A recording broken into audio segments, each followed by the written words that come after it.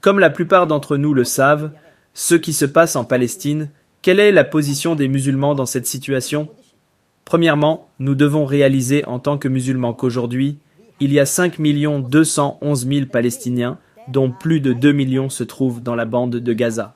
Et la population musulmane totale dans le monde aujourd'hui est de plus de 2 milliards. Selon moi, ces Palestiniens, depuis plusieurs décennies, ils accomplissent le Fard el-Kifaya.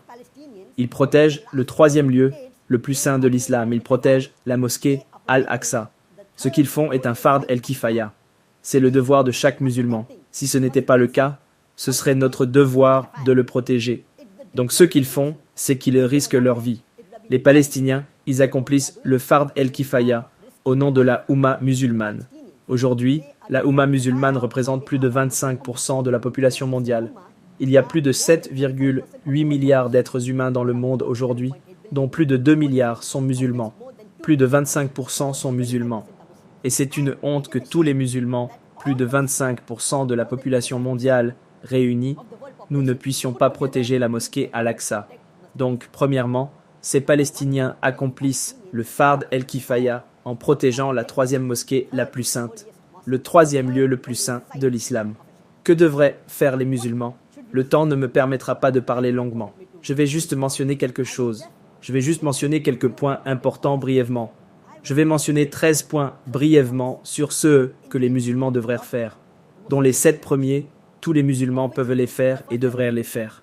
Et les autres, tout ne serait pas possible. Mais ceux à qui Allah a donné la position peuvent le faire. Premièrement, le moins que tout musulman puisse faire et devrait faire, c'est de faire des doas pour les Palestiniens et pour la mosquée Al-Aqsa. Je pense que c'est un fard pour chaque musulman de prier pour nos frères et sœurs palestiniens. Nous devrions prier pour leur sécurité. Nous devrions prier pour leur victoire. Nous devrions prier pour qu'Allah leur donne de la patience. Nous devrions prier pour que ceux des Palestiniens qui ont été martyrisés, Allah leur donne le plus haut niveau dans le Jannah al-Firdaus. Et ma suggestion serait que le meilleur moment pour prier pour nos frères palestiniens serait pendant le Tahajjud.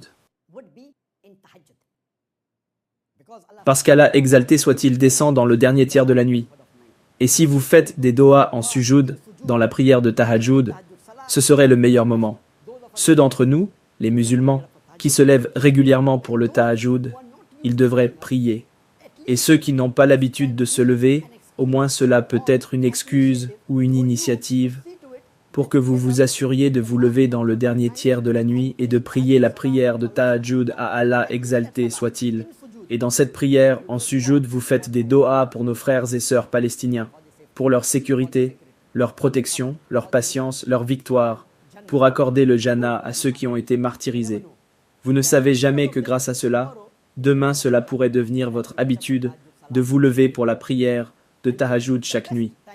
Et c'est le meilleur moment où Allah exalté soit-il répond aux prières des croyants. Et il dit, qui est là, qui voudrait demander, et je répondrai à votre prière. Donc, le minimum qu'un musulman puisse faire est de faire des doas pour nos frères et sœurs musulmans en Palestine. Deuxièmement, vous devez sensibiliser la situation sur les réseaux sociaux, les atrocités commises par les Israéliens sur les Palestiniens, la violation des droits de l'homme, la violation de la loi internationale qui est en cours. Le temps ne me permettra pas de parler en détail, mais vous pouvez vous référer à mon discours sur les vertus de la mosquée Al-Aqsa, où j'ai donné un aperçu de l'histoire du monde musulman.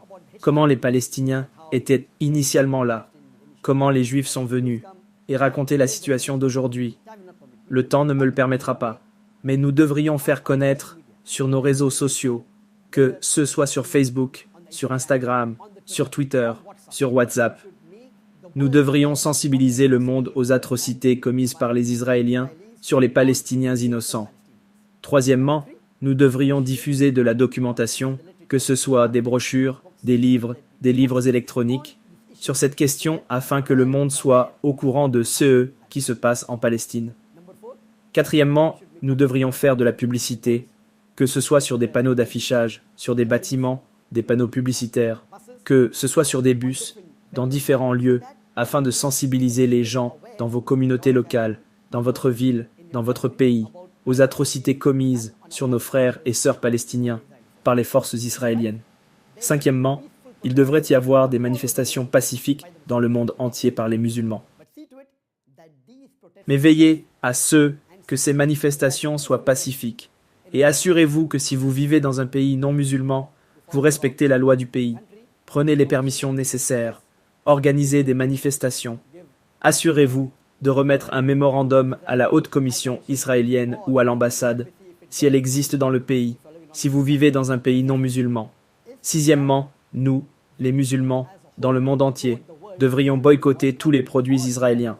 Nous devrions boycotter la consommation de tous les produits israéliens. Certainement, si les 25% de la population mondiale boycottent à 100% les produits israéliens, ce sera certainement un rappel aux Israéliens et une bonne leçon pour eux. Septièmement, nous devrions contribuer financièrement autant que nous le pouvons. Et comme je l'ai toujours dit dans de nombreuses de mes conférences, lorsque vous contribuez, veillez à le faire en plus de votre zakat obligatoire. Assurez-vous de donner un pourcentage de vos revenus mensuels, que ce soit 10%, 20%, 30%, 40%, 50%, autant que vous le pouvez, c'est mieux, pour la charité. Et à partir de ce montant de charité que vous engagez sur votre profit mensuel, veillez à allouer une part pour la Palestine, pour nos frères et sœurs musulmans en Palestine.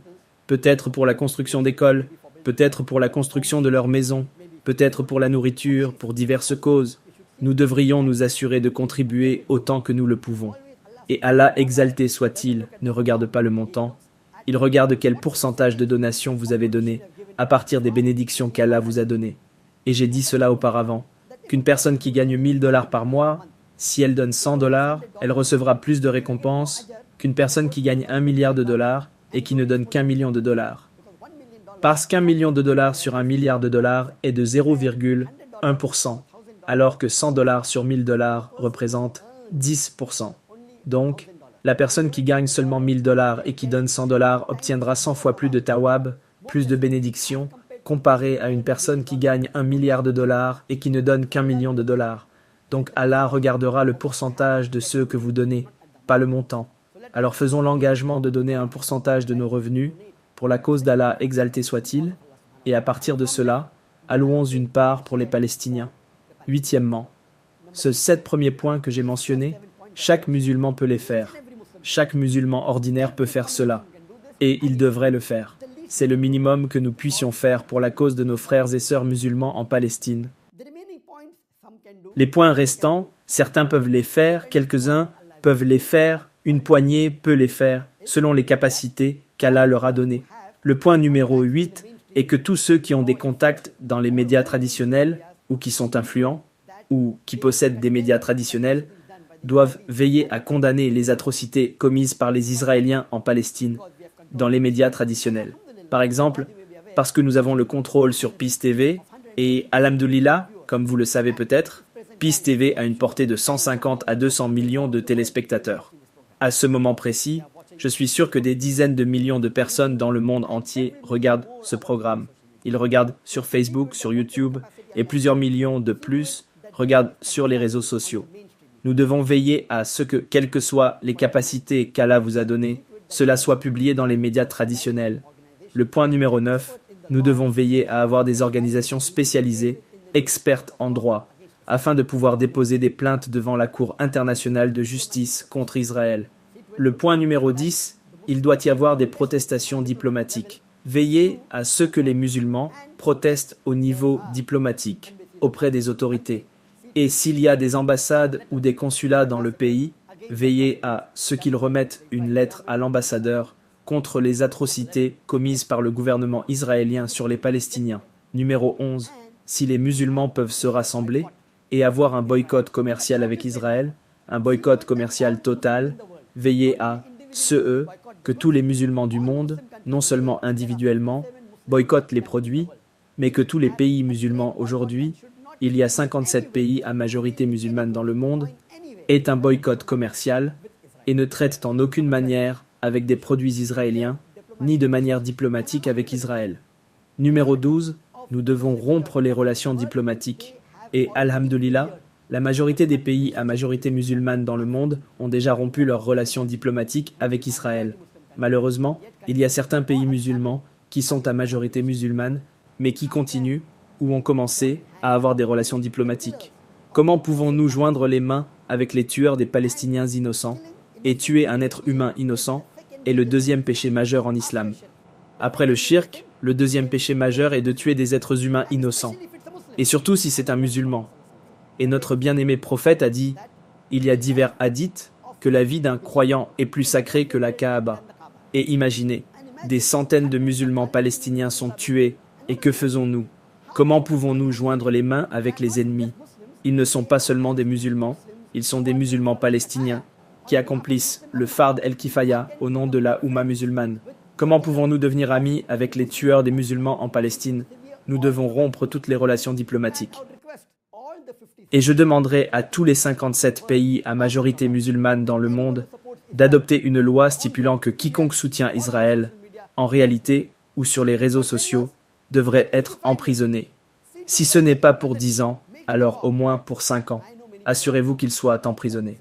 Faites-en une loi. Je sais que beaucoup de gens ont peur, car Israël est soutenu par des superpuissances.